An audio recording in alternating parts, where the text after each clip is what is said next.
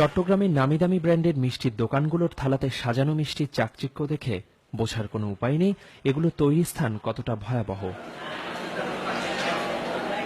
কারখানার ভিতরে মাটিতে পড়ে আছে সারি সারি মিষ্টির থালা, আর তাতে ভাসছে মরা মশা, মাছে আর তেলাপোকা। ফ্রিজে পাওয়া যায় মেয়াদোত্তীর্ণ রসমলাই ও রসগোল্লা।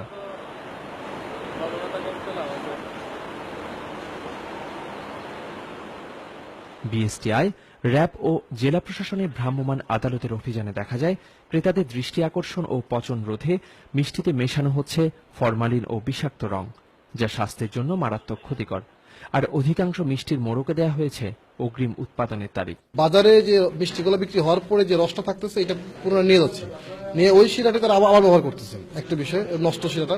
আর দ্বিতীয় হচ্ছে তারা ঘন চিনি, এটা বাংলাদেশে নিষিদ্ধ, সারা দুনিয়াতে নিষিদ্ধ, স্বাস্থ্যের অত্যন্ত ক্ষতিকর। এই ধরনের ঘন চিনি তারা ব্যবহার করছে এবং ঘন চিনি আমরা পেয়েছি এটা।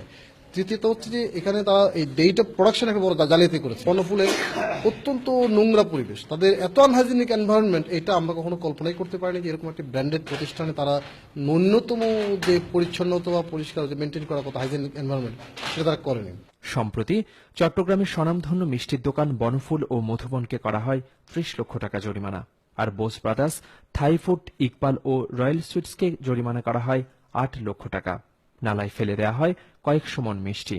ভ্রাম্যমাণ আদালতের এই অভিযান নিয়ে অসন্তোষ প্রকাশ করলেন উৎপাদনকারী প্রতিষ্ঠানের এই কর্ণধার।